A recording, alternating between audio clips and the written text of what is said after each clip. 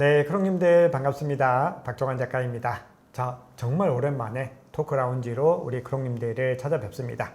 자, 우리 크롱님들이 가장 좋아하시는 코인, 우리 크롱님들을 넘어서 한국 투자자들이 가장 많이 거래하는 코인 1위는 리플 XRP죠.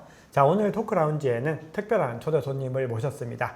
국내 리플 가장 전문가이시고 국내 유일의 리플 공식 파트너사인 카탈라이즈 리서치의 이현재 대표님 모셨습니다. 대표님 안녕하세요. 네, 안녕하십니까.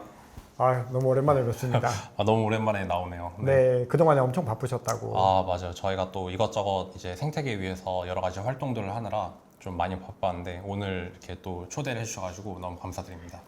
방문해 주셔서 너무 감사합니다. 네. 저희가 작년쯤에 대표님 모시고 인터뷰했을 때는 XRP 가격이 약간 조금 힘든 그런 구간이었습니다, 사실. 그래서 뭔가 사람들의 의심도 있고 그랬는데 그때 이제 대표님이 XRP에 대해서 긍정적인 관점들, 기조들, 사업 방향성 많이 말씀을 주셨고 그 이후에 크게 또 급등을 했고 지금도 어떻게 보면 약간은 조정 국면에 있긴 하지만 굉장히 좀 중요한 변곡점에서 어떤 변화를 모색하고 있는 구간이다, 이렇게 볼 수 있는데 아마 지금 시점이 우리 크롱님들도 리플의 방향성에 대해서 가장 많이 좀 관심이 있으실 시기가 아닌가 생각을 합니다. 그래서 오늘은 이 리플 사업의 전체적인 미래와 더불어서 투자 관점에서도 한번 여러 가지 심도 깊은 이야기를 나눠보겠습니다. 알겠습니다. 네, 그러면 먼저 행사 얘기를 하나 좀 해야 되는데요. 아시아에서 가장 큰 XRP 행사입니다. 그리고 이번에는 투자 관점에서 커뮤니티 기반으로 해서 이 XRP 홀더들에게 정말 많은 도움이 될 수 있는 행사를 이 카탈라이즈 리서치에서 주최를 하신다라고 들었는데 어떤 행사인지 저희 간단하게 소개 부탁드리겠습니다. 네, 저희가 이번 오는 9월 21일 일요일 코엑스 오디토리움에서 열리는 XRP 서울 2025는 저희 카탈라이즈 리서치가 운영하고 있는 이 XRP 생태계 확장을 가속화하는 XRPL 코리아에서 주최를 하는 행사입니다. 이 XRP 서울 2025는 기존에는 XRP 라스베가스라는 커뮤니티 컨퍼런스가 매년 미국 라스베가스에서 열렸었는데요. 근데 이번에 또 좋은 기회로 또 리플랩스가 공식적으로 이제 후원을 하고 이제 리플의 주요 임원들도 이렇게 오시는 그런 행사를 저희가 열게 되었는데, 사실 기존에 저희가 사실 작년에도 XRPL 존이라는 행사를 한번 열었었습니다. 그때도 이제 브래드 갈링하우스, 데이빗 슈얼츠, 그다음에 모니카 롱 이런 C레벨 분들이 모두 오셔가지고 성수동에서 이제 행사를 진행했었는데 그때는 아무래도 기술 중심의 행사였어요. 그래서 XRP 레저 생태계의 확산, 그다음에 어떤 개발자들이 어떤 서비스를 만들고 있는지 이런 것들이 좀 주된 논의였다 보니까 XRP 투자자들이 사실 그 행사에 와가지고 얻어갈 수 있는 거는 그렇게 많지는 않았던 것 같아요. 그런 반면에 이 XRP 라스베가스는 이제 그런 기술 중심의 행사가 아니라 커뮤니티 컨퍼런스고요. 저희 XRP 서울 2025도 XRP 투자자, 그 다음에 커뮤니티 일원들을 위한 그런 커뮤니티 컨퍼런스라고 보시면 될 것 같습니다. 그래서 저희가 주제도 최대한 기술적인 부분들은 좀 제외를 하고 XRP 투자자분들이 직접 이 리플랩스 임원으로부터 듣는 XRP 생태계의 미래 이런 것들을 좀 들을 수 있는, 특히나 또 XRP가 또 워낙에 기관 채택률이 되게 높잖아요. 그러다 보니까 우리나라에서 미래에셋이라든지 아니면 우리은행 이런 우리나라 금융기관에서도 이제 우리 행사에 연사로 참석을 하시고요. 그다음에 해외에서도 탑티어 글로벌 투자사들 그런 분들도 대거 저희 행사에 참여를 하실 예정입니다. 그러다 보니까 이런 금융기관, 그 다음에 투자사들이 이 XRP를 어떻게 생각하는지, 이 XRP의 미래는 과연 어떻게 될 것인지 이런 것들을 좀 집중적으로 논의를 할 예정이다 보니까 훨씬 더 XRP 투자자분들이 더 많이 들을 수 있고 재미있게 들을 수 있는 그런 주제들이 좀 더 많을 것으로 예상이 됩니다. 저희가 시작하기 전에 행사 얘기를 좀 나눴었는데 굉장히 투자자분들에게 도움이 될 내용들이 너무 많이 있고, 그리고 어떻게 보면은 지금의 어떤 트렌드 변화상에 가장 정점에 있으면서 그리고 가장 중요한 변곡점에 있는 얘기들도 굉장히 많이 수록이 되어 있기 때문에 우리 관심 있으신 크롱님들 함께 해주시면요 정말 많은 도움 받을 수 있는 것은 물론이고, 그리고 이 관계자들 그리고 커뮤니티 홀더분들과 뭔가 네트워킹 할 수 있는 자리들도 마련되어 있기 때문에 관심 있으시면 꼭 한번 참석해 보시면 좋을 것 같습니다. 참고로 저도 짧은 세션을 또 배정을 받아가지고 짧게 강연이 있습니다. 그래서 함께 해주시면 저도 또 얼굴 한번 뵐 수 있어서요. 우리 크롱님들 꼭 같이 해주시면 감사하겠습니다. 자, 그러면 본격적으로 리플과 XRP에 대한 이야기들 좀 나눠볼 텐데요. 먼저 리플에 대해서 뭔가 투자자들이 과거와는 확연히 달라졌다, 이런 느낌을 받고 있는데 그런 부분들은 사실 XRP 토큰 가격뿐만이 아니라 뭔가 사업적인 기조에서도 많은 변화들이 나타나고 있다고 생각을 합니다. 그래서 첫 번째 질문으로 리플이 글로벌 금융시장에서 현재 어떤 위치에 와 있고 사업 방향성의 어떤 궁극적인 어떤 관점들이 어떻게 되는지 궁금합니다. 네. 결국에 이 리플에서 정의하고 있는 토큰이 생애 주기가 있습니다. 이게 이제 밸류 체인인데요. 네.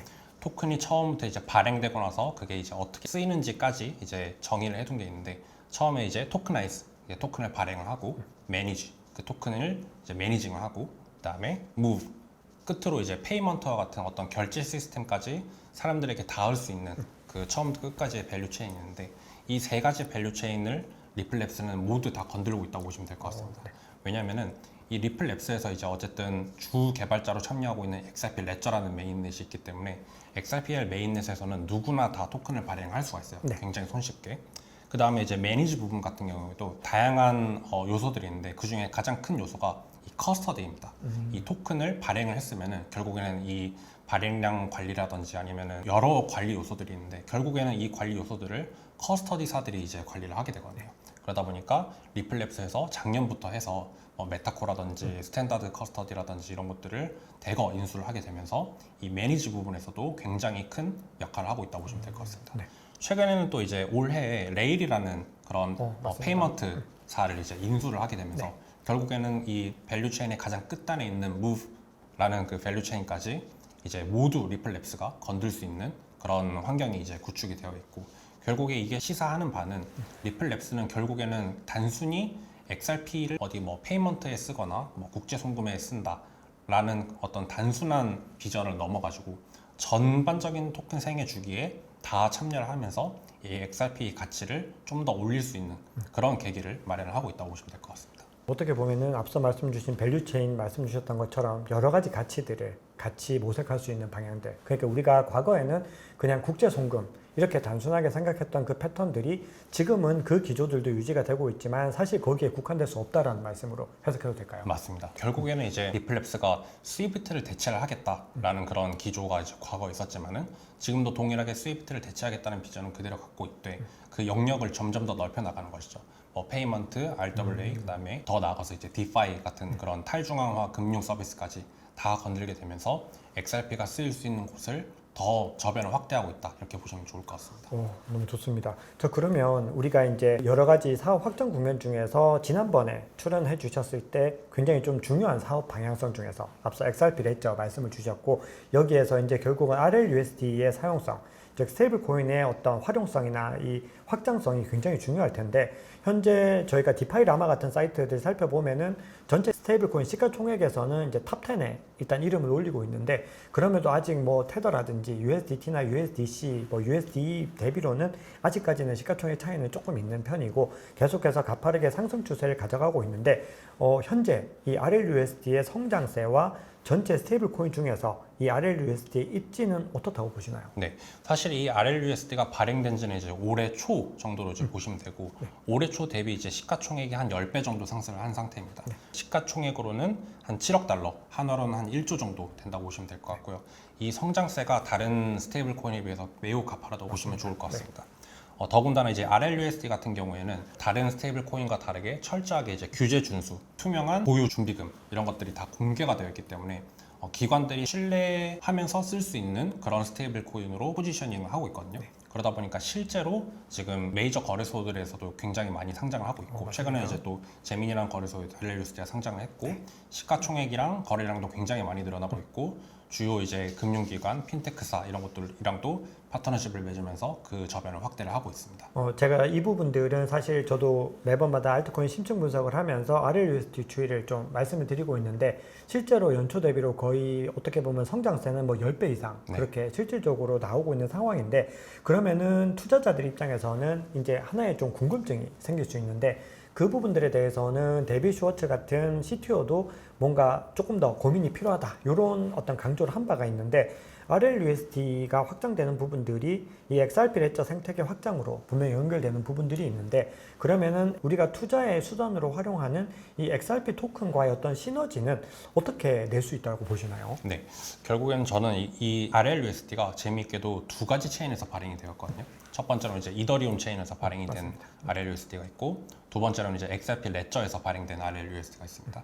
이게 비율로 따지면은 이더리움 체인에서 발행된 게 한 88% 정도로 좀 훨씬 많아요. 네. 그리고 이제 12% 정도가 XRP 레저에서 발행이 되었는데, 또 더 재밌는 거는 사용량 같은 경우에는 90% 정도가 XRP 레저에서 사용이 되고 있습니다. 네네. 그러다 보니까 결국에 발행 자체는 이더리움 메인넷에서 많이 발행이 됐지만은 사용 자체는 XRP 레저에서 많이 사용이 되다 보니까 결국에는 더 많은 수요가 있는 XRP 레저에서 더 많이 발행할 수밖에 없는 구조가 될 것이고, 이거는 결국에 XRP 레저의 온체인 지표를 끌어올리는 그런 역할을 하게 됩니다. 맞습니다. 그러다 보니까 결국에는 그런 RLUSD를 많이 사용을 하게 되려면은 XRP 레저에서 신규로 이제 지갑도 생성을 해야 되고, XRP 레저를 많이 사용하면서 수수료도 많이 소각이 될 것이고, 그런 긍정적인 관점이 있다 보니까 결국에 이 XRP 레저에서 많은 RLUSD가 발행이 되고 많이 사용되면 사용될수록 이 XRP 레저의 활성화에 기여를 하게 되고, 이것이 이제 직간접적으로 XRP 가격에 영향을 끼칠 수밖에 없는 그런 구조인 것이죠.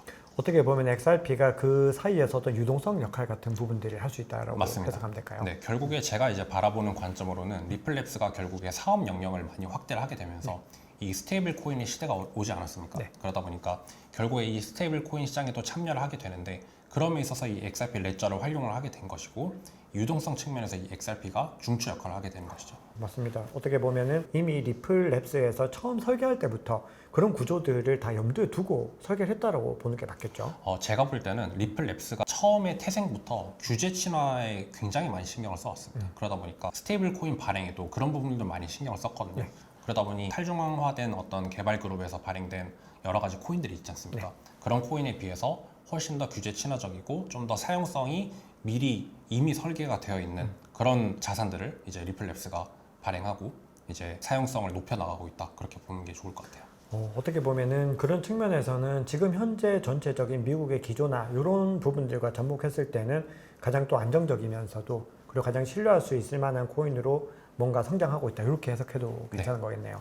자, 그럼 우리가 RLUSD 기점으로 스테이블 코인 얘기를 하고 있는데, 사실 스테이블 코인이 지금 현재 시점에서는 가장 중요한 키워드 중에 하나입니다. 그래서 결국은 스테이블 코인 법안이 통과된 현재 시점에서 이 여파들이 여러 코인들, 뭐 가령 USDC가 많은 수혜를 받을 것이다, USDT는 상대적으로 수혜가 덜할 것이다, 뭐 여러 가지 이야기들이 있지만, 그런 가운데서 결국 리플 투자자들은 RLUSD를 비롯해서 이 리플 사업 구조에서 이 법안 통과가 어떤 의미가 있는지 궁금하실 것 같은데, 어떤 영향을 미치게 될 거라고 보시나요? 결국에 사실 이제 리플랩스가 미 정부랑 굉장히 가까운 그런 관계를 유지를 하게 되면서 이런 부분도 좀 많이 예측을 했던 것 같아요. 그러다 보니까 결국에 이 지니어스 액트가 이제 시사하는 바는 이 스테이블 코인 발행사들이 이 완전 담보 보장, 그다음에 규제 당국의 정기적인 감사, 이런 것들을 이제 받아야 되는 그런 법안이잖아요. 네. 그러다 보니까 이미 리플랩스는 이거를 이제 미리 인지를 하고 RLUSD 발행 시점부터 그런 것들을 다 준비를 해 놓았던 것 같아요. 특히나 뭐 준비금 같은 경우에도 그 구성 요소를 뭐 미국채, 현금, 그다음에 머니마켓 펀드 이런 것들로 탄탄하게 구성을 해놨다 보니까 테더에 비해서는 굉장히 규제 친화적이고 투명하고 기관들이 신뢰할 수 있는 그런 스테이블 코인이라고 보시면 될 것 같습니다. 그러다 보니까 이미 이제 테더 같은 경우에는 기관들에서 사용하기 굉장히 좀 껄끄러운 부분이 있는데, 금융기관이나 핀테크에서 이 RLUSD에 대한 수요는 굉장히 많이 높아지고 있어요.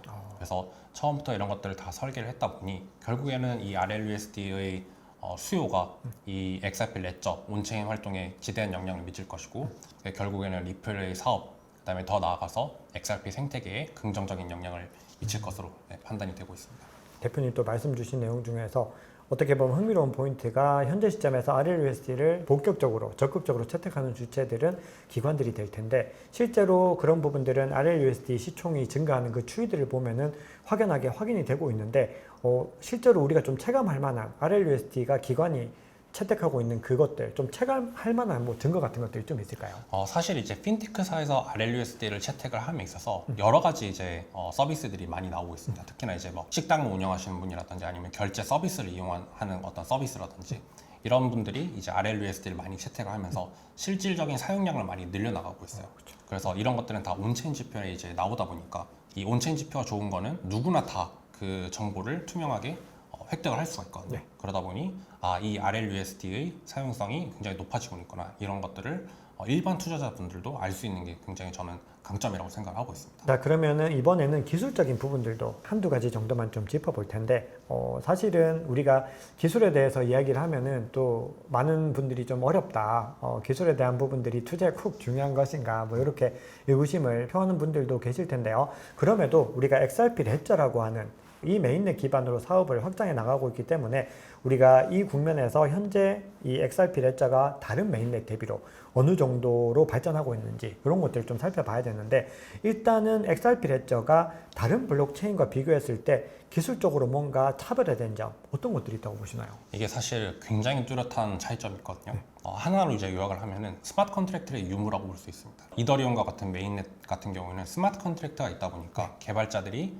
자기가 원하는 어떤 서비스들을 자유롭게 만들 수 있는 그런 강점이 있었어요. 네. 그러다 보니까 이더리움이 처음 나오게 되면서 스마트 컨트랙트라는 개념을 이제 설파를 하고 나서 너무나도 다양한 뭐 게임, 그다음에 DeFi, 그다음에 NFT 이런 갖가지 상품들이, 서비스들이 나오게 되면서 결국에 이 블록체인의 붐을 일으키게 되었는데, 네. 이 XRP 레저 같은 경우에는 이더리움보다 사실 훨씬 먼저 나온 메인넷입니다. 네, 맞습니다. 그래서 그때 당시에는 물론 블록체인이긴 하지만은 어떤 개발자들이 어떤 서비스를 구축할 수 있는 그런 블록체인이라기보다는 금융기관들에게 이 국제 송금 서비스를 가능하게 하는 어떤 B2B 솔루션에 좀 더 가까웠던 것이죠. 그러다 보니까 스마트 컨트랙트라는 개념이 없지만은 기존의 개발자들이 쓸 수 있는 굉장히 노멀한 그런 언어들로 다 구성이 되어 있고요. 예를 들면 뭐 자바스크립트라든지 파이썬이라든지 그냥 일반 개발자들이라면은 누구든지 활용할 수 있는 그런 기술 스택으로 이루어져 있고, 스마트 컨트랙트라는 개념이 없다 보니까 이걸 새로 배우지 않아도 이 모든 금융 서비스에 필요한 것들이 펑션 단위로 다 제공이 되고 있습니다.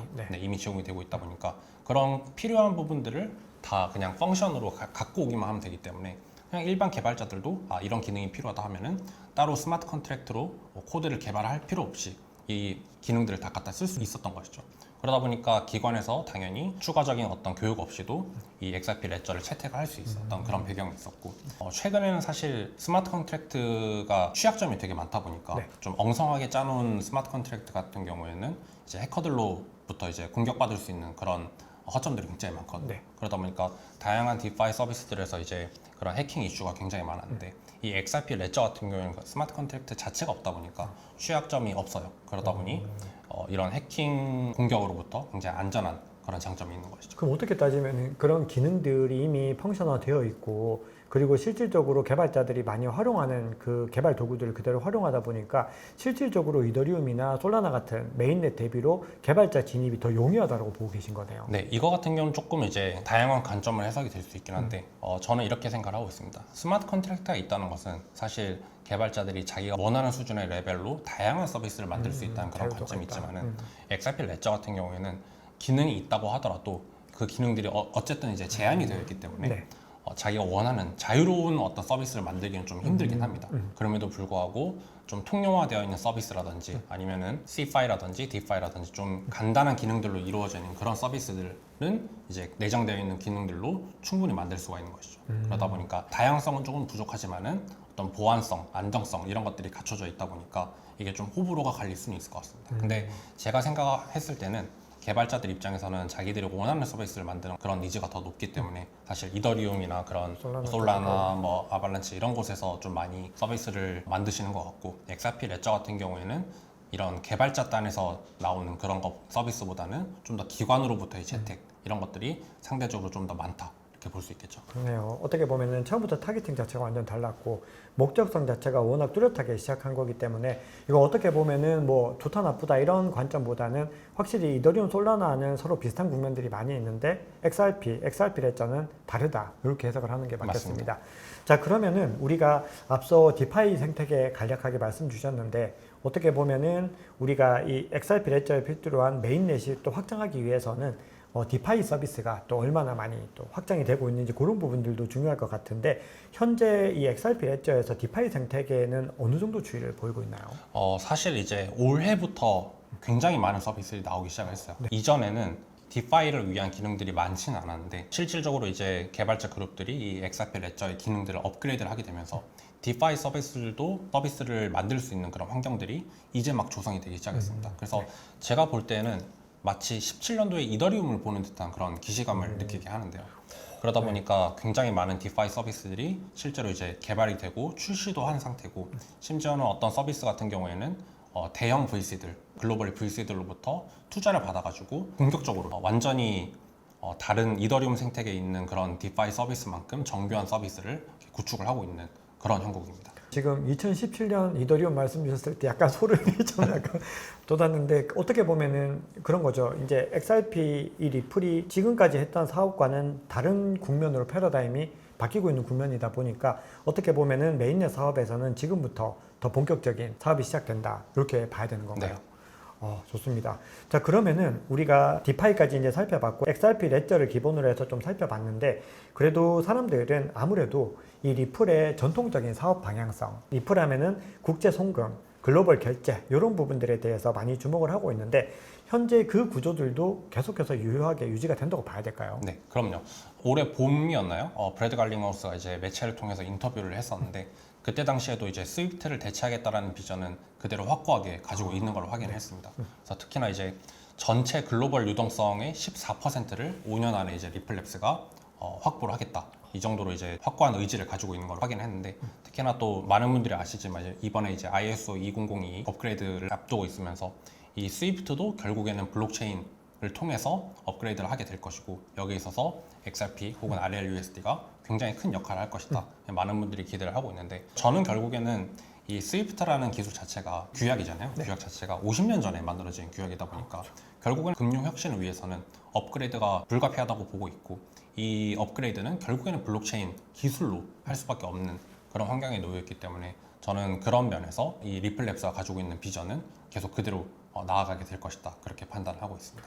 이렇게 대표님 말씀 들으면서 우리 크롱님들도 리플에 대해서 다시 좀 많이 생각하시고 뭔가 좀 확신이 좀 많이 강해지셨을 것 같습니다. 전체적인 사업 영역들이 가고자 하는 방향성이나 그리고 뭔가 다변화하는 그 방향성들이 굉장히 뚜렷하게 저는 좀 느껴지는데요. 앞서 브래드 갈링하우스가 5년 안에 또 스위프트의 많은 부분들을 대체한다, 이런 플랜을 말씀 주셨는데, 대표님께서 보고 계신 리플과 XRP의 5년 후의 미래가 굉장히 궁금하고, 또 리플 사업에서 그 5년을 기점으로 해서 가장 큰 전환점이 될 이슈가 뭐라고 보는지 궁금합니다.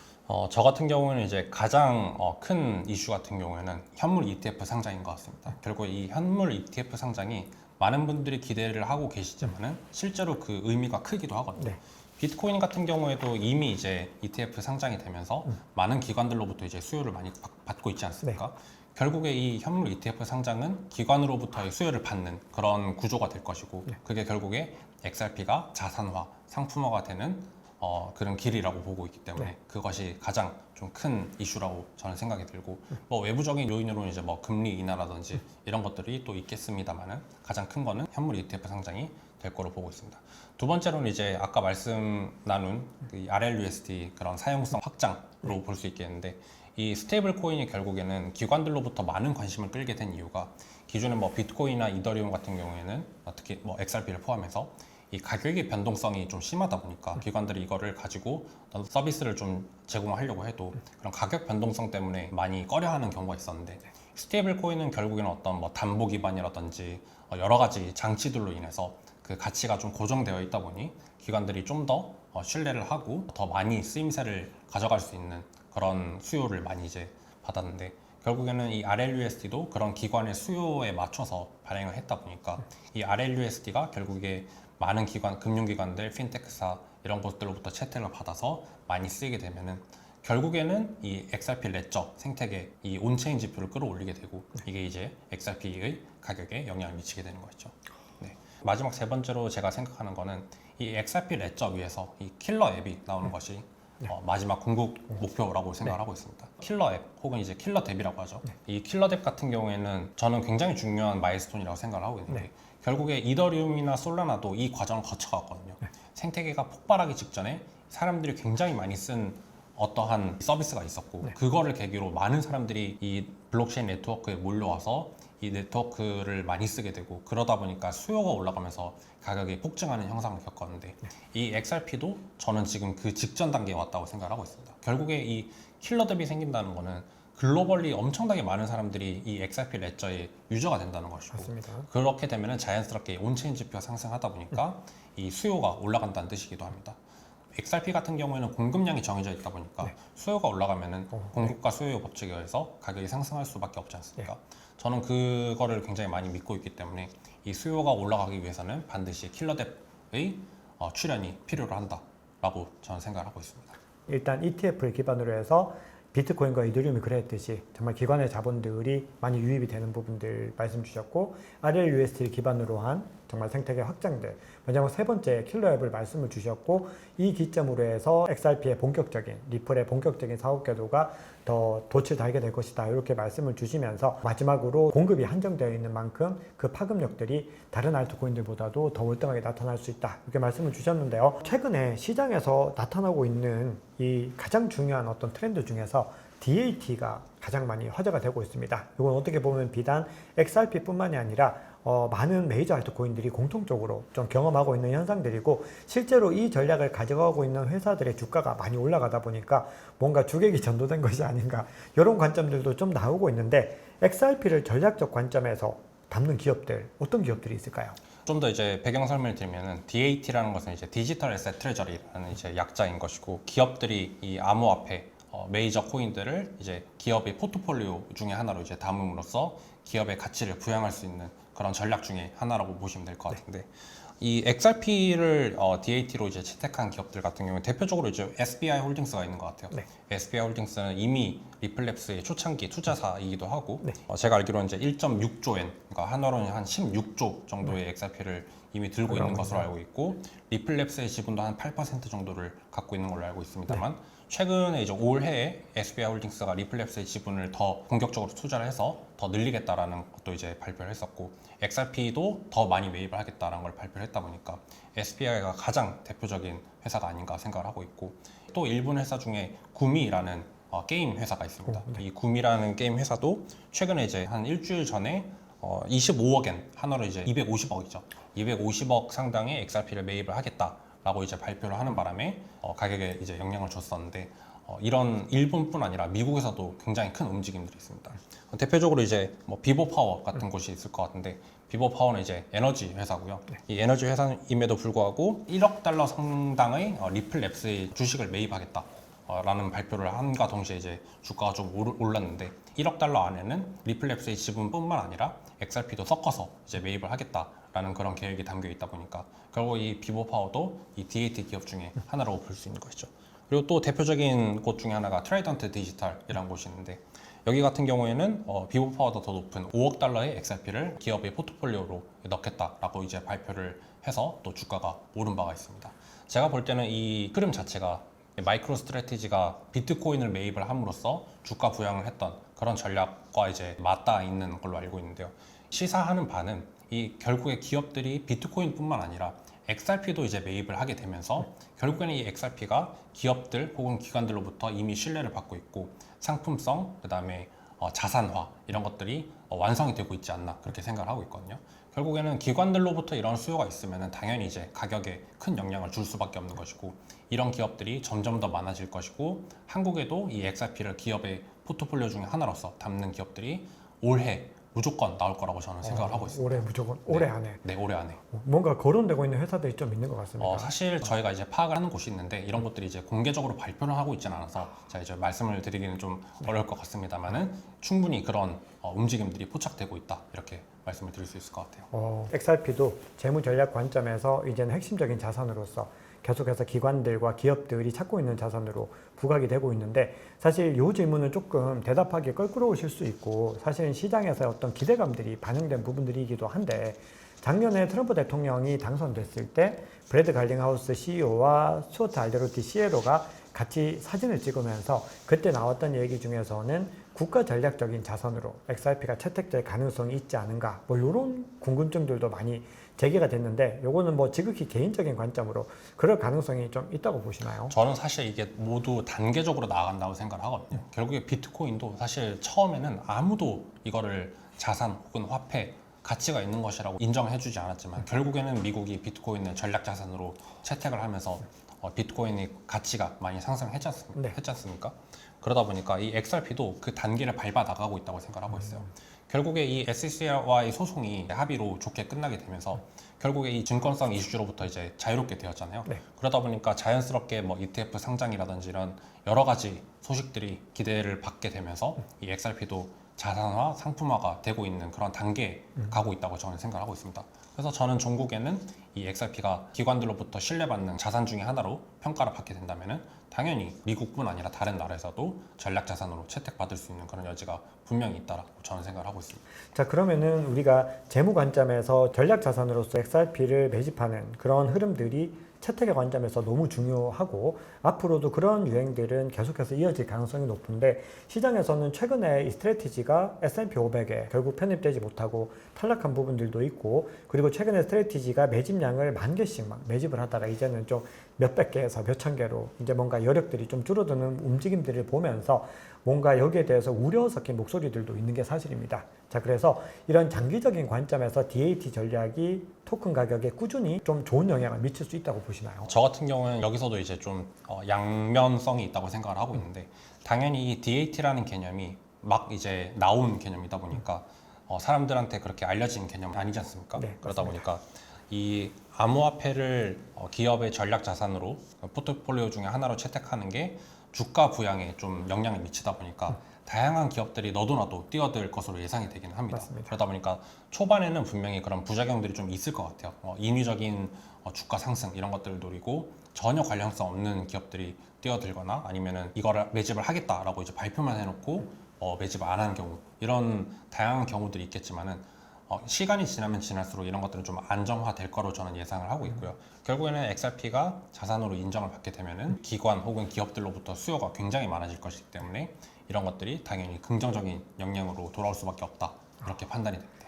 결국은 이 과정들도 초기이기 때문에 뭔가 여러 가지 막 굴곡진 상황들이 나타날 테고 여러 어떤 문제점들도 포착이 되겠지만 결국은 채택의 관점이라는 점에서 그리고 이 방향성이 회사의 전략적인 관점들과 딱 맞물리는 회사들에 한해서는 장기적으로 이어질 수 있다. 네. 이렇게 보고 계신 거네요. 자, 좋습니다. 자, 그러면은 앞서 우리가 ETF에 대한 부분들 간단하게 언급을 해봤는데 지금 XRP의 주된 관심사는 단연코 현물 ETF가 10월 달에 올해 안에 승인될 것인가 이 부분들에 있는데 현재 폴리마켓 기준으로는 거의 한 95% 정도 승인될 것이다 이렇게 보고 있는데 현재 카탈라이즈 리서치는 내부적으로 어떤 분위기로 보고 계시는지와 대표님 개인적인 관점도 궁금합니다. 네, 저희 같은 경우는 사실 이제 리플랩스와 3년 넘게 이제 같이 일을 하고 있다 보니까 어떤 그런 분위기나 이런 것들은 전반적으로 잘 파악을 하고 있다고 생각을 하는데요. 네. 사실 이 SEC와의 어떤 이 법정 분쟁 속에서도 결국에는 합의 혹은 이제 리플랩스의 승리로 이제 끝날 거라는 거는 개인적으로는 예측을 많이 하고 있었는데 사실 이런 것들을 그때 당시 이제 XRP 가격이 막 좋지는 않았을 때 그런 얘기를 이제 하면은 할 수가 사람들이 없죠. 되게 안 좋아했어요. 네. 뭐 XRP에 대해서 굉장히 좀 부정적인 시선도 많기도 했고 그래서 제가 이제 어쩔 수 없이 그런 부분들을 다 이제 들으면서도 결국에는 올 수밖에 없는 미래이니까 나중에는 뭐 어떻게 재평가를 받겠지 이런 생각 갖고 있었습니다만은 사실 이제 ETF 같은 경우에도 저는 사실 다가올 수밖에 없는 미래라고 생각을 하고 있습니다. 그래서 사실 이미 많이 논의가 되고 있기도 하고 이 XRP가 많은 기업들로부터 또 수요가 있다 보니까 이 자산성을 이제 평가를 받게 되는 순간 이 현물 ETF 승인은 이제 시간 문제다라고 그렇게 생각을 하고 있습니다. 지난번 이제 출연하셨을 때는 어떻게 보면 그때도 얘기 나눴던 것 중에서 ETF 승인 여부라든지 소송 관련된 것들을 이야기하기에는 좀 제한되는 부분이 있다고 말씀을 드렸고 그게 그 당시에는 사실 좀 그랬던 것 같습니다. 맞아요. 전체적으로 불확실성이라고 보기는 어렵고 아직까지 뭔가 대중에게 공개하기에는 뭔가 어려운 부분들이 있다 이렇게 해석을 해야 될 것 같은데 그러면은 현물 ETF 승인 가능성에 대한 부분들은 상당수가 분명히 될 것 같다라는 쪽에 무게감이 실리고 있고 실제로 또 블룸버그 인텔리전스도 솔라나와 XRP는 뭐 될 것 같다, 거의 된다 이런 식으로 확실시 않은 흐름들이 나타나고 있는데 결국은 여기에서 중요한 부분들은 이렇게 승인이 됐을 때 흥행 여부에 대한 부분들이 있는데 만약에 이제 XRP 현물 ETF가 승인이 됐을 때 비트코인 물론 굉장히 좋은 결과를 보여줬고 이더리움도 좋은 흐름을 가져가고 있지만 향후에 또 이더리움 현물 ETF의 스테이킹이 허용이 되고 솔라나 같은 경우도 스테이킹을 만약에 달고 나오고 이렇게 됐을 때 뭔가 흥행적인 측면에서 XRP 어떤 결과 어떻게 보시나요? 저는 사실 이거 같은 경우에는 뭐 여러 가지 관점들이 있겠습니다만은 외부적인 요인도 좀 클 거라고 생각을 하고 있어요. 결국에 ETF가 승인되는 그 타이밍이 저는 굉장히 중요할 거라고 생각을 하는 게 결국에 이 암호화폐 시장도 전반적인 매크로에 너무 영향을 많이 받다 보니까 흥행을 하려면은 기본적으로 이 매크로가 좋은 환경이 전제가 되어야 된다고 저는 생각을 하고 있습니다. 외부 요인 외에 저희가 생각해 볼 만한 것들은 이제 아까도 말씀드렸던 RLUSD의 사용성, 그다음에 킬러 앱의 출시 이런 것들이 좀 더 영향을 미치지 않을까 생각이 드네요. 그럼 어떻게 보면은 이거를 하나의 그냥 단편적인 ETF 출시 이런 전략이 아니라 결국은 전체적으로 리플의 어떤 가치들이 전반적으로 상승하는 기조들이 앞서 우리가 일부에서 이야기했던 그런 부분들과 맞물려야 된다. 결국은 그렇게 됐을 때 시장에서도 XRP를 더 많이 인정하고 채택해 줄 수 있다. 이렇게 해석할 수 있을 것 같은데요. 그러면은 우리가 또 하나 이 XRP에서 중요한 내러티브 중에 하나이고 사실상 지금까지 가격을 좀 끌어올린 중요한 내러티브인 것 같습니다. ISO 2002라고 하는 이 규약에 XRP가 딱 부합된다. 이런 관점들이 있는데 여기에 대해서는 여러 찬반들이 좀 있는 것도 사실입니다. 대표님 어떻게 보시나요?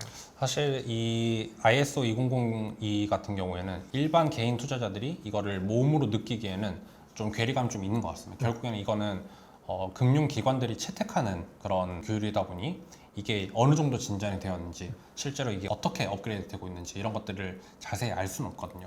그러다 보니까 일반 투자자분들 중에서는 ISO 2002가 그냥 단순한 내러티브다 이렇게 생각을 하시는 경우가 많은데 이미 그런 ISO 2002 규약 공식 사이트 이런 것들 가면은 이미 파트너십들이 다 공개가 되어 있고 너무나도 명확한 그림들이 다 있다 보니까 저는 사실 이런 것들이 찬반이 많지만은 결국에는 XRP에 긍정적인 영향을 가져올 수밖에 없다 그렇게 생각을 하고 있습니다. 사실 XRP뿐만이 아니라 그 당시에 ISO 2002로 같이 가던 코인들이 몇 가지가 있는데 가령 스텔라 루멘도 있고 헤드라도 있고 뭐 퀀트라든지 알고랜드 뭐 이런 코인들이 같이 좀 크게 가격이 급등한 움직임을 보였는데 그런 부분들은 XRP의 상승 기조와 어떤 관계성이 좀 있는 걸까요? 네, 이게 명확한 관계성이 있는 게 사실 이제 이 ISO 2002가 이 금융기관 그다음에 결제망 이런 것들에 좀 연관이 있다 보니까 제가 아까 말씀드렸던 이 XRP가 설계되었던 배경 결국에는 이 XRP가 금융사들로부터 쓸 수 있는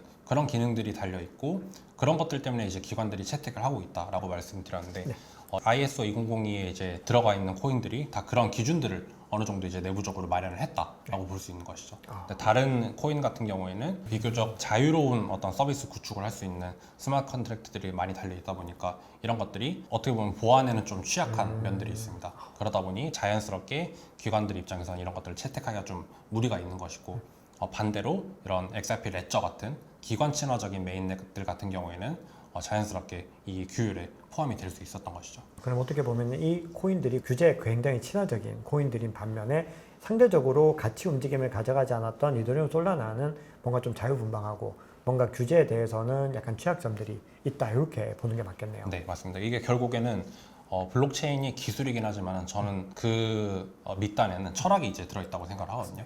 이더리움 같은 경우는 극단의 탈중앙성을 이제 추구하고 있는 메인넷입니다. 그런 반면에 XRP 레저는 탈중앙성은 어느 정도 포기를 하지만은 규제 친화적인 실제로 기관들이 쓸 수 있는 메인넷들을 만들었다 보니까 철학적으로 이제 태생부터 차이가 있는 것이죠. 그래서 차이점이 많이 난다고 저는 보여지네요. 뭔가 그 관계성들이 많이도 좀 궁금하셨을 것 같습니다. 왜 특정 코인들이 이렇게 같이 크게 움직였는지에 대한 부분들이나 이런 것들이 많이들 궁금하셨을 텐데 그 어떤 방향성들과 그 근본적인 이유들이 좀 많이 또 알게 돼서 우리 크롱님들께 정말 많은 도움이 되셨을 것 같습니다. 자, 그러면 이제 또 중요한 이슈입니다. 소송 이야기를 안 나눠볼 수가 없는데요. 브래드 갈링하우스 CEO와 그리고 CLO죠. 스튜어트 알데로티 이 두 사람이 엑셀 통해서 소송 끝났다. 이제 우리가 다 마무리했다. 이렇게 이야기를 했는데 뭔가 SEC에서는 어떤 특정한 메시지가 없었고 시장에서는 뭔가 또 기대만큼 가격은 또 안 오르다 보니까 진짜 소송 끝난 거 맞습니까? 이런 궁금증들도 좀 있는데 지금 상황 정확하게 어떻게 됐다고 봐야 되나요? 저는 사실 이 소송이 완료되었던 시점은 사실 작년 8월, 9월 이쯤이었 이미 그때 저는 상황이 종료되었다라고 생각을 하고 있었는데 아무래도 이제 사후 처리 과정에서 이제 SEC가 뭐 항소도 하겠다 이런 여러 가지 이제 노이즈들이 있었다 보니까 그런 것들이 좀 질질 끌려왔습니다만 결국에는 이제 트럼프 정부로 이제 정권이 바뀌게 되면서 모든 인사들이 이제 친암호화폐 인사로 이제 바뀌게 되었지 않습니까? 그러다 보니까 SEC에서도 이거를 다시 항소하거나 어떤 다른 노이즈를 만들기에는 굉장히 좀 리스크가 있다고 판단을 하는 것 같아요. 그래서 지금 이제 트럼프 정부가 이제 집권을 하고 있는 이상은 다시 이제 리플랩스를 건들기는 좀 힘들 것 같다. 결국에는 이제 지금 못 건들면 사실 이제 이거는 종료가 되는 것이잖아요. 그러다 보니까 이미 저는 작년에 이미 종료된 상황인데 조금 이제 안정화되는 단계에 접어들고 있다 이렇게 생각을 하고 있었습니다. 어떻게 보면 뭐 문서적인 마지막 작업 단계, 뭐 뭔가 이제 정말 마무리 단계인 것이고 실질적으로는 소송이 끝났다 이렇게 보는 것이 맞다는 말씀이신 거죠. 자, 그러면은 이제 소송에 대해서도 살펴봤고 전체적으로 XRP 가격을 이끌 수 있는 몇 가지 요인들 한번 살펴볼 텐데요. 디파이 관련해 가지고 이 생태계가 크게 확장되는 국면들을 대표님 말씀 주셨는데 이번에는 이제 RWA 이야기를 좀 해볼 텐데 아무래도 이 XRP가 가고자 하는 궁극적인 방향성 중에는 RLUSD라는 스테이블 코인을 기반으로 해서 결국은 실물자산 토큰화가 굉장히 중요한 방향성 중에 하나가 아닐까 생각을 하는데 현재 이 RWA 흐름에서 리플 어떤 전략 가져가고 있나요? 사실 이거는 이제 리플랩스의 마커스 인펜저라는 수석 부사장이 이제 이전에 언급을 한 바 있습니다. 이제 마커스 인펜저가 어떻게 얘기를 했냐면 XRP 레저가 이 RWA에 가장 최적화되어 있는 메인넷이다 이렇게 얘기를 했는데 그 근거로 이 XRP 레저에는 이더리움과 다르게 DEX 그러니까 탈중앙화 거래소가 내장이 되어 있습니다. 기능적으로. 그러다 보니까 RWA 서비스를 개발하기 위해서는 애그리게이터라든지 아니면 라우터라든지 이런 것들을 부가적으로 이제 필요한 그런 환경인데 이 내장되어 있는 덱스가 모든 것들을 다 그런 기능들을 제공하다 보니까 추가적인 개발이 필요가 없는 것이죠. 그러다 보니까 개발자들이 RWA 서비스를 만들어서 실물자산 기반의 토커나이제이션을 굉장히 쉽게 할 수 있는 그런 환경에 놓여 있고 결국에 이런 환경들은 개발자들로부터 XRP 레저를 쓸 수밖에 없는 그런 구조를 만들다 보니까 결국에는 이 RWA가 XRP를 위해서 굉장히 많이 사용될 것이다 라고 이제 생각이 드는 거고요. 실제로 이제 뭐 미국채라든지 금이라든지 이런 대중들에게 많이 알려져 있는 그런 실물 자산들이 XRP 레저를 활용해서 토큰화를 하고 있는 그런 모습들이 포착이 되고 있는 상황입니다. 실질적으로 디파이에서 아까 말씀 주셨던 것처럼 RWA에서도 실질적인 아주 중요한 사례들이 계속해서 등장하고 있고 이 성장 흐름들이 계속해서 좀 가파르게 이어지고 있다 이렇게 해석해도 괜찮을까요? 네, 실제로 이제 우리나라에서도 미국채를 XRP 레저에서 토큰화를 해서 판매를 한 사례가 한 번 있었는데요. 순식간에 완판이 되었었거든요. 그 정도로 이제 사람들이 이 RWA에 굉장히 관심이 많은데 실질적으로 이거를 토큰화를 했을 때 기술적인 요소들이 굉장히 많거든요. 그런데 이거를 XRP 레저가 굉장히 쉽게 풀 수 있다 보니까 이후에도 많은 실물 자산들이 XRP를 위해서 토큰화가 될 가능성이 높다고 그렇게 저는 보는 것이죠. 앞으로도 계속해서 이 XRP 레저에서의 RWA는 확장될 것이고 이 부분들이 결국은 또 이 리플의 전체적인 사업에서 중요한 역할을 가져가게 될 것이다. 이렇게 해석할 수 있겠습니다. 자, 그러면 이 투자 관점에서 몇 가지 정도 추가적으로만 좀 여쭤보겠습니다. 자, XRP가 2025년 하반기에 이제 유동성 장세가 다가온다 이런 기대감이 있다 보니까 다들 막 코인들이 이미 우리 촬영 시장 기준으로 막 이미 달려가기 시작한 코인들이 나타나고 있는데 XRP 하반기 가격 변동성을 불러올 요인이 아무래도 좀 먼저 제가 제 생각을 말씀드리면 ETF가 될 가능성이 높다고 생각하는데 그거 포함해서 대표님 보고 계시는 요인들 어떤 것들이 있을지 궁금합니다. 저는 한 3가지에서 한 4가지 정도 되는데 당연히 이제 말씀하셨던 것처럼 ETF 승인이 가장 큰 요인이라고 생각을 하고 있는데 그거에 있어서 저는 아까도 말씀드렸던 그 외부 요인, 뭐 금리 인하라든지 이런 거시 환경이 가장 중요하다라고 생각을 하고요. 만약에 뭐 예를 들어서 극단적으로 뭐 전쟁이 발생한다든지 다양한 어떤 글로벌 리스크들이 존재한다면은 당연히 이제 가격에 영향을 미칠 수밖에 없습니다만 그럼에도 불구하고 ETF 승인이 가장 가까이 있는 호재 중에 하나라고 생각을 하고 있고요.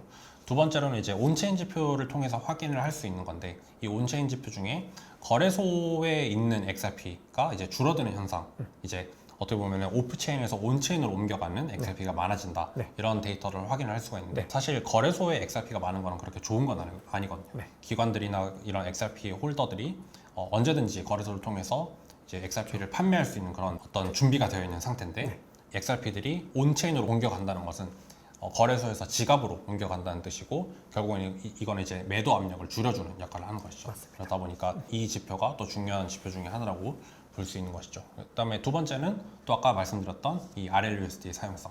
RLUSD 사용성이 이제 제가 매번 강조를 하는 것 같긴 한데 이 RLUSD가 생각보다 중요한 역할을 하고 있습니다. 이 RLUSD는 결국에는 금융기관 혹은 핀테크사 아니면은 뭐 정부가 될 수도 있죠. 이런 것들로부터 이제 수요가 많이 발생을 하게 되면은 이 스테이블 코인이 많이 사용이 되면서 자연스럽게 XRP 레저의 온체인 지표를 끌어올릴 수 있게 되는 것이고 이것이 종국에는 XRP 가격에 영향을 미치게 될 것이다. 그렇게 보고 있습니다. 네. 그리고 뭐 마지막으로는 킬러 앱, 킬러 대비 출시를 하는 거. 굉장히 많은 사람들이 이거를 이제 같이 절하를 하고 있는 것 같은데 사실 이거는 눈에 보이지 않으니까 사람들이 막연하게 이게 나왔을 때 뭐가 좋겠어라고 생각을 할 수 있겠지만은 과거의 솔라나나 이더리움의 역사를 봤을 때 그 킬러 대비 출시가 얼마나 가격에 큰 영향을 미칠지 이런 것들은 투자자분들이 조금 더 눈여겨볼 필요가 있다고 생각을 합니다. 맞습니다. 어떻게 보면 솔라나도 펌프 다펀이라고 하는 이 킬러 대비 어떻게 보면 가장 결정적인 역할을 했던 거고 이더리움도 디파이 앱들이 사실은 부흥하면서 디파이 썸머로 인해서 이더리움이 상승을 했는데 그런 킬러 대비 이제는 리플에서도 탄생할 수 있다. XRP 레저에서 탄생할 수 있다. 요 기대감들이 나오는 거고 또 우리가 오늘 인터뷰에서는 다 설명할 수 없지만 결국은 그런 과정들을 대표님께서 또 개인적으로 보고 계신 것들이 있으신 거잖아요. 네. 그래서 결국 이런 것들이 종합됐을 때 XRP의 미래는 밝다. 이렇게 정리를 한번 해보겠습니다.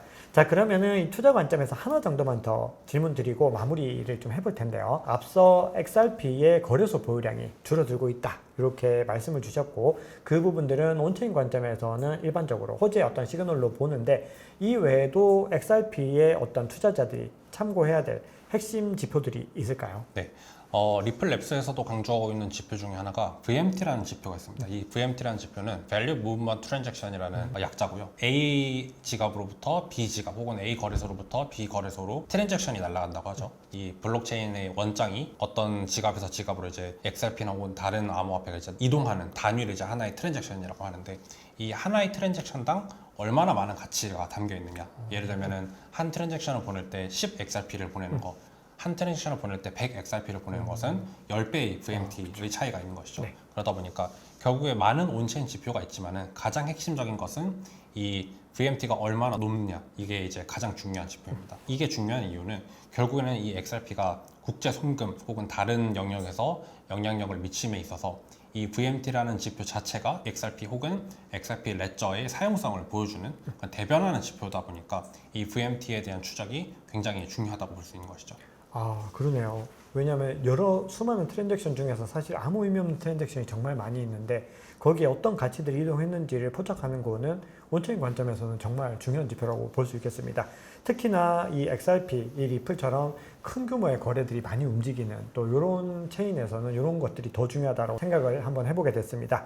자, 이렇게 투자 관점에서 여러 이야기들을 나눴고요. 마무리로 우리 XRP 서울 2025 행사가 9월 20일 일요일 날 코엑스에서 열리게 되는데요. 이 행사에 대해서 또 간략하게 소개 부탁드리겠습니다. 네. 이 XRP 서울은 한국에서 열리는 첫 번째 커뮤니티 컨퍼런스입니다. 아시아에서 가장 큰 XRP 커뮤니티 컨퍼런스이기도 하고요. XRP 라스베가스라는 커뮤니티 컨퍼런스가 매년 미국에서 열렸었는데 너무 멀다 보니까 제가 가지 못하고 거기서 뭐 사람들과 만나서 교류도 못하고 이런 게 너무 아쉽다 보니까 한국에서도 이런 게 좀 열리면 너무 좋지 않을까. 한국에도 굉장히 많은 XRP 홀더들, 그다음에 투자자들이 굉장히 많은데 XRP 라스베가스 같은 컨퍼런스가 한국에서 열리면 너무 좋겠다라는 생각이 들어서 다행히도 이번에 리플랩스가 공식적으로 후원을 하고 리플랩스 주요 임원들이 이제 방문을 하는 그런 행사를 만들 수 있게 되었고 우리은행, 미래에셋 이런 우리나라 금융사들, 그다음에 해외 대표적인 투자사들, VC들도 한국에 다 방문해서 이 XRP 생태계 혹은 XRP에 대한 미래에 대해서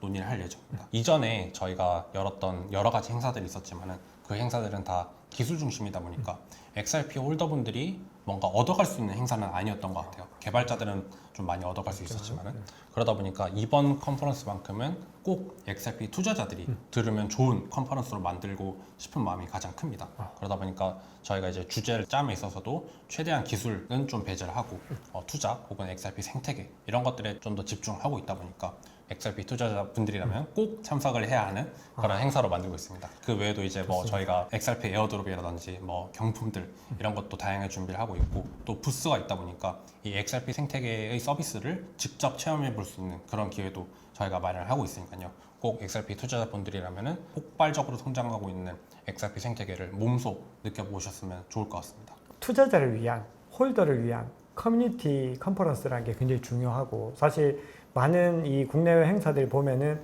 가서 막 5시간, 6시간 앉아 있는 동안에 기술 얘기들을 너무 많이 하다 보니까 같이 블록체인을 공부하고 크립토를 공부하는 입장에서도 좀 힘들다라는 생각들을 많이 하게 되는데 이번 컨퍼런스는 취지 자체가 완전히 다르기 때문에 함께 하시면은 이 XRP의 어떤 투자 가치로서의 어떤 미래들과 사업 방향성에 대한 부분들 정말 그런 부분들을 잘 확인하실 수 있습니다. 관심 있으신 크롱님들은 9월 21일 일요일 참고해 주시면 좋겠습니다. 자, 이렇게 보내드리면 좀 아쉬우니까 마지막으로 한국 투자자분들께 전하고 싶은 메시지, 우리 크롱님들께 전하고 싶은 메시지 간단하게만 말씀 주십시오. 네, 결국에 저도 이제 XRP의 홀더 중에 한 명으로서 이제 XRP가 결국에는 존재론적 리스크, 사실 이제 소송이 합의로 이제 끝나게 되면서 이 증권성 이슈로부터는 완전히 탈피를 하게 되었거든요. 그러다 보니까 XRP가 결국에는 자산으로서의 가치, 그다음에 상품성을 이제 인정을 받기 시작했고, 아까 말씀드렸던 것처럼 기관 단위에서 이제 XRP를 쓸어 담기 시작을 했습니다. 그러다 보니까 결국에는 수요가 증가하는 구조가 되고 있고요. 공급량이 정해져 있다 보니까 수요가 많아지게 되면은 자연스럽게 XRP의 가격은 올라가게 될 것 같습니다. 그래서 저는 짧은 텀의 어떤 가격 변동성에 너무 일희일비하지 않았으면 너무 좋을 것 같고, 그래서 저 같은 경우에도 어떤 트레이딩을 하는 게 아니라 매일매일 사는 그 DCA 방식을 이제 사용을 하고 있고, 그래서 이 펀더멘탈에 대한 그런 믿음만 있다면은 저는 충분히 성공적인 투자라고 생각이 될 수 있을 것 같고, 많은 분들이 좀 공감을 하셔가지고 XRP에 대해서 더 많이 공부하고, 저도 이제 추후에 많이 나와가지고 XRP에 대한 좋은 소식들 많이 전달할 수 있도록 하겠습니다. 앞으로 좀 자주 나오셔가지고 네, XRP 흐름들 많이 좀 짚어주시면 좋을 것 같습니다. 저 오늘 모시길 너무 잘했다라는 생각을 했고, 사실은 시간이 꽤 많이 지났는데도 시간 가는 줄 모르고 이야기를 나눴습니다. 그만큼 굉장히 XRP와 리플에 대해서 흥미로운 이야기들, 그리고 굉장히 중요한 포인트들을 많이 다뤄보는 시간이었는데요. 앞으로도 카탈라이즈 리서치 이현재 대표님 자주 모시고 리플의 방향성 계속해서 짚어볼 수 있도록 하겠습니다. 자, 이렇게 긴 시간 인사이트 가득 나눠주셔서 감사합니다. 네, 감사합니다. 네, 다음에 꼭 만나 뵙겠습니다. 네, 감사합니다. 많이 불러주십시오. 네, 지금까지 카탈라이즈 리서치 이현재 대표님과 토크라운지 진행해봤습니다. 크롱님들 좋은 시간 되셨길 바라고요. 다음에 또 뵙겠습니다. 감사합니다. 감사합니다.